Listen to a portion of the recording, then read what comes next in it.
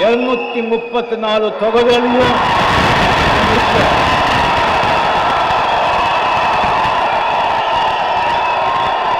இப்போ ஜனநாயகங்கிற பேர்ல எந்த கட்சிக்கு ஆட்சிக்கு வந்தா அந்த கட்சி ஆளுங்க பல விதத்துல பல ரூபத்துல பல வகையில ஜனங்களை மக்களை கொள்ளையடிச்சிட்டு இருக்காங்க. வரப்போற சட்டமன்ற தேர்தல் ஜனநாயக போரில் நம்ம படையும் இருக்கும். ஆண்டவர் இருக்கா.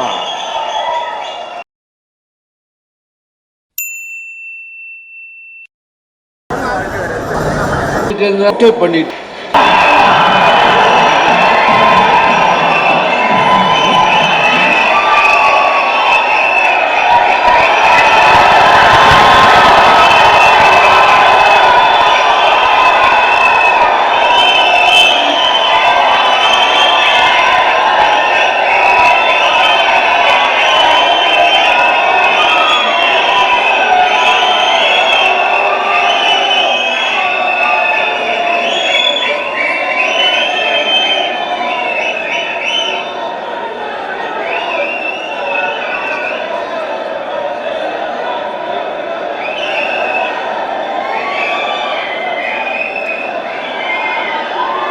தமிழ் தாய் வாழ்த்து.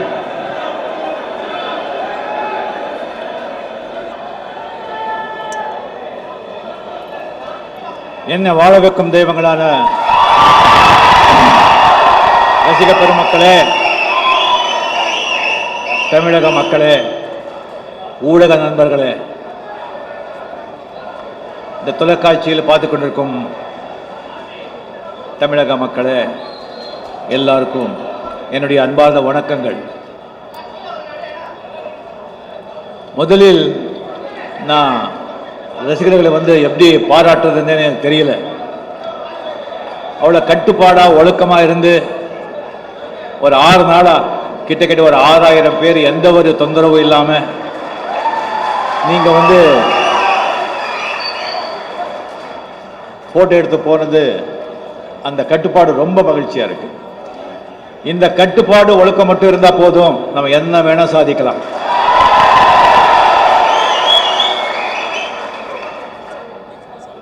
அந்த போட்டோ எடுக்காதவங்களுக்கு எல்லாம் சரியான நேரத்தில் நான் இது பண்றேன்.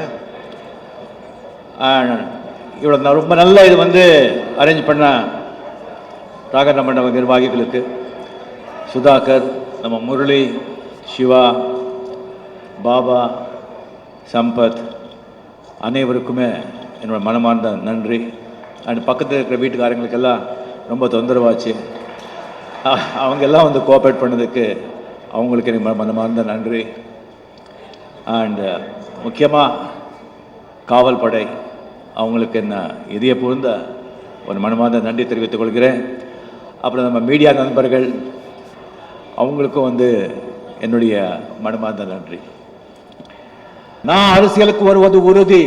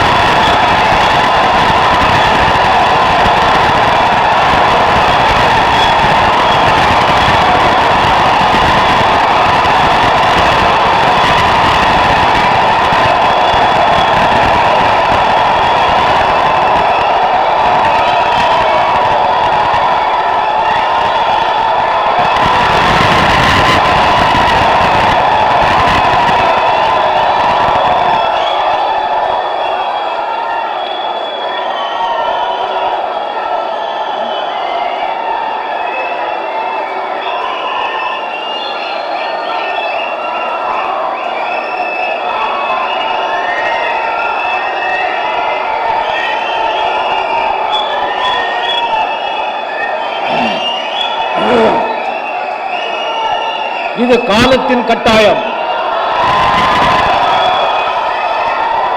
இது காலத்தின் கட்டாயம்.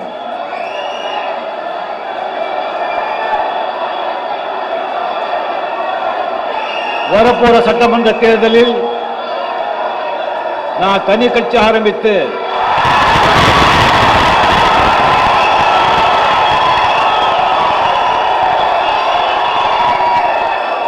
தமிழ்நாடு முழுவதும் 234 தொகுதிகளையும்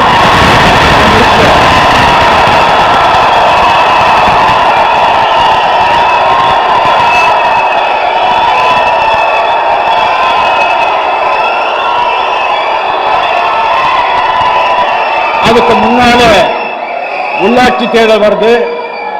அது நாட்கள் ரொம்ப கம்மியா இருக்கிறதுனால அதுல போட்டியிட போறதில்லை. பாராளுமன்ற தேர்தல் அந்த நேரத்தில் நான் முடிவு வைப்பேன்.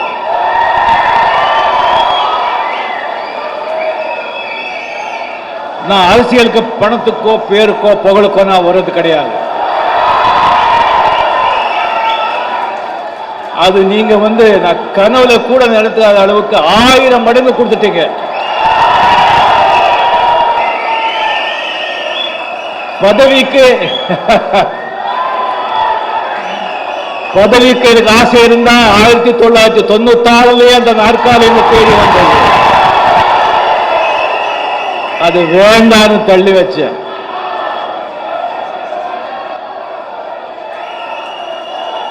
நாற்பத்தஞ்சு வயசுலயே எனக்கு அந்த பதவி ஆசை இல்ல.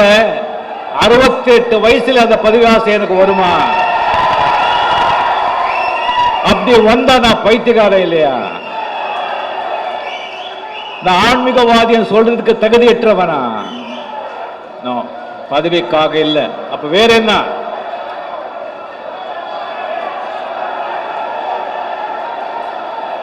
அரசியல் ரொம்ப கெட்டு போச்சுங்க. நாட்டு அரசியல் ரொம்ப கெட்டு போச்சு.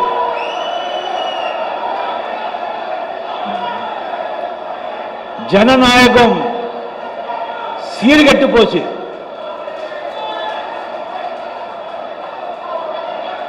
கடந்த ஒரு ஆண்டில் தமிழ்நாட்டில் நடந்த சில அரசியல் நிகழ்ச்சிகள், சம்பவங்கள் ஒவ்வொரு தமிழ மக்களும் தலைகுனிய வச்சிருச்சு. எல்லா மாநிலத்து மக்களும் நம்மளை பார்த்து சிரிச்சிட்டு இருக்காங்க.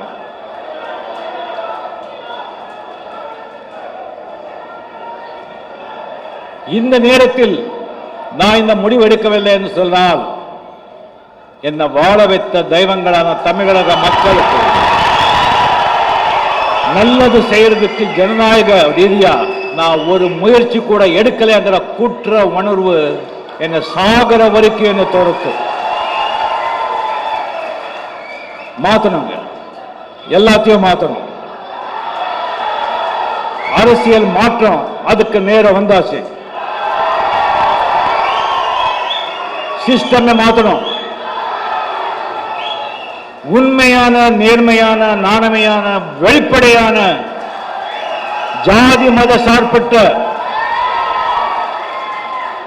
ஒரு ஆன்மீக அரசியல் கொண்டு வருது. அதுதான் என்னுடைய நோக்கம், அதுதான் என்னுடைய விருப்பம், அதுதான் என்னுடைய குறி. அது ஒரு தனி மனுஷனால முடியாது. நீங்க எல்லாரும், தமிழக மக்கள் எல்லாரும் என் கூட இருக்கணும். இது சாதாரண விஷயம் இல்லை. எனக்கு தெரியும், ஒரு கட்சி ஆரம்பித்து தேர்தலில் இருந்து ஜெயிச்சு ஆட்சி அமைக்கிறது சாதாரண விஷயம் இல்லை. எனக்கு தெரியும், நடு கடவுள முழுகி முத்தெடுக்கிற மாதிரி ஆண்டவனுடைய அருள், மக்களுடைய நம்பிக்கை, அவங்களுடைய அபிமானம், அவங்களுடைய அன்பு, அவங்களுடைய ஒத்துழைப்பு, அவங்களுடைய சப்போர்ட் இருந்தாதான் நாம இதை சாதிக்க முடியும். ஆண்டவனுடைய அருள், மக்களுடைய ஆதரவு ரெண்டும் எனக்கு கிடைக்குங்கிற முழு நம்பிக்கை எனக்கு இருக்கு.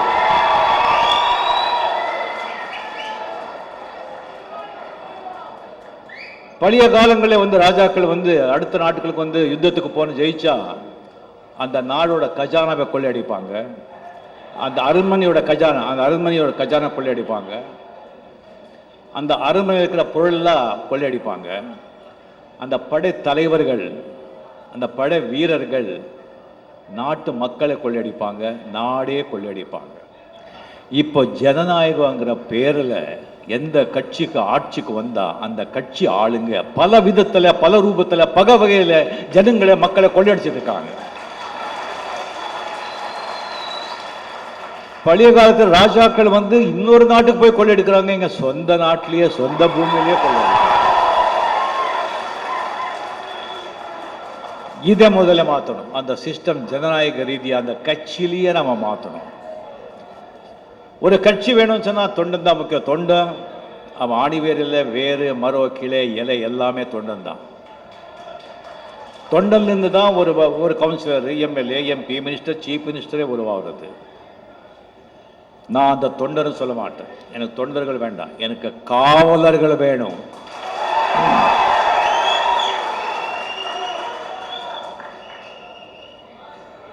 அந்த காவலர்களுடைய உழைப்பால ஆட்சி அமைத்தால் அரசிலிருந்து மக்களுக்கு நியாயமாக போய் சேர வேண்டிய சௌகரியங்கள், சௌலபியங்கள், தேவைகள், உரிமைகள், சலுகைகள் அதை போக விடாம செய்யற அந்த கும்பல் இருந்து தடுக்க காவலர்கள் எனக்கு வேணும்.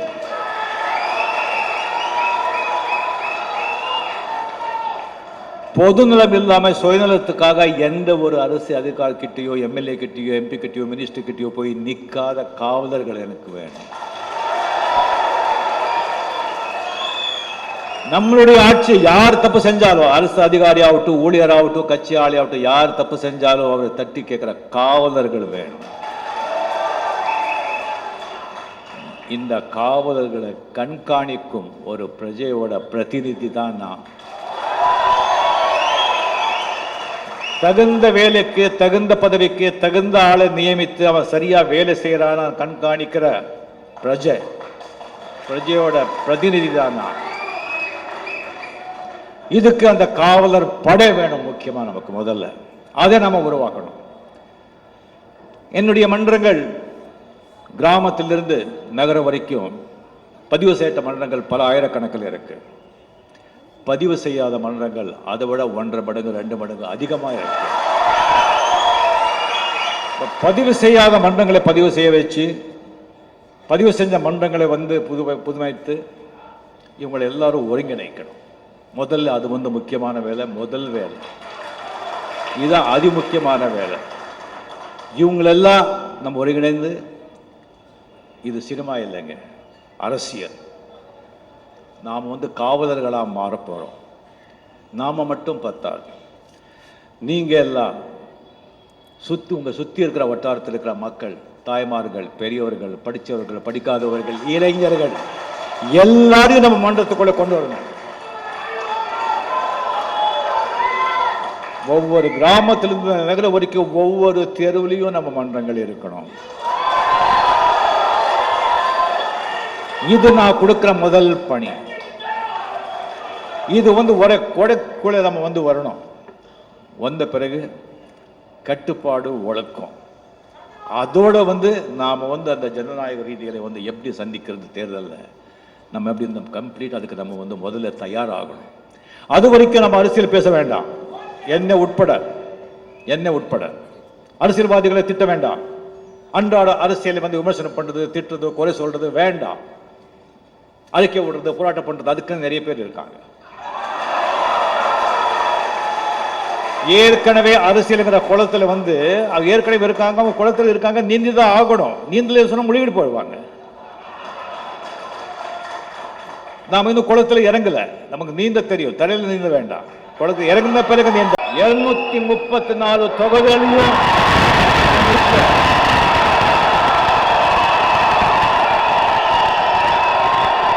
இப்போ ஜனநாயகங்கிற பேரில் எந்த கட்சிக்கு ஆட்சிக்கு வந்தா அந்த கட்சி ஆளுங்க பல விதத்தில் பல ரூபத்தில் பல வகையில் ஜனங்களை மக்களை கொள்ளையடிச்சிட்டு இருக்காங்க. வரப்போற சட்டமன்ற தேர்தல் ஜனநாயக போரில் நம்ம படையும் இருக்கும். ஆண்டவர் இருக்கா.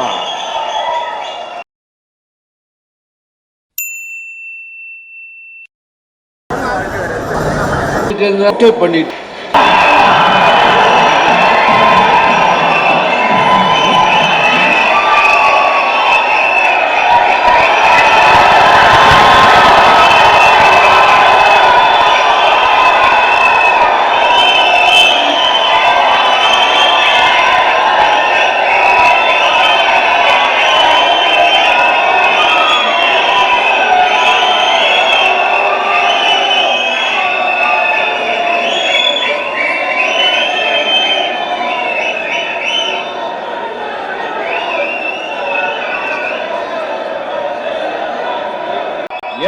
134 தொகுதிகளையும்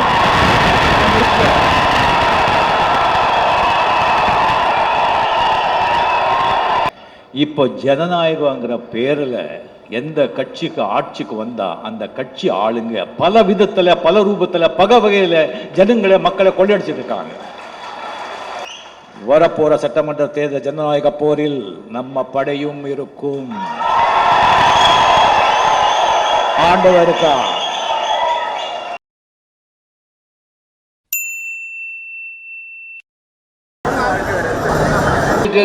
பண்ணிட்டு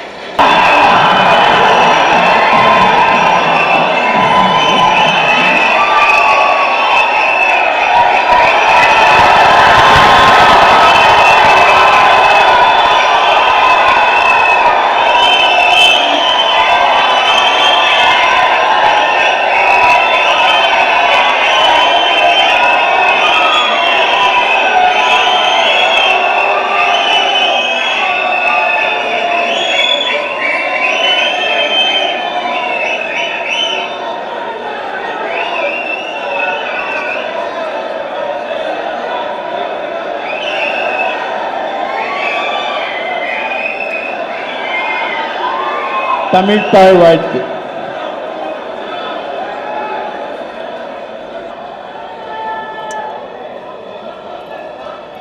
என்ன வாழ வைக்கும் தெய்வங்களான ரசிக பெருமக்களே, தமிழக மக்களே, ஊடக நண்பர்களே, இந்த தொலைக்காட்சியில் பார்த்து கொண்டிருக்கும்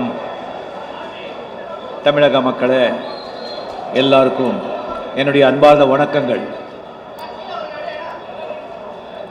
முதலில் நான் ரசிகர்களை எப்படி பாராட்டுறதுன்னு எனக்கு தெரியல. அவ்வளோ கட்டுப்பாடா ஒழுக்கமா இருந்து ஒரு 6 நாளா கிட்டத்தட்ட ஒரு 6000 பேர் எந்த ஒரு தொந்தரவும் இல்லாம நீங்க போட்டோ எடுத்து போனது, அந்த கட்டுப்பாடு ரொம்ப மகிழ்ச்சியா இருக்கு. இந்த கட்டுப்பாடு ஒழுக்கம் மட்டும் இருந்தா போதும், நம்ம என்ன வேணா சாதிக்கலாம்.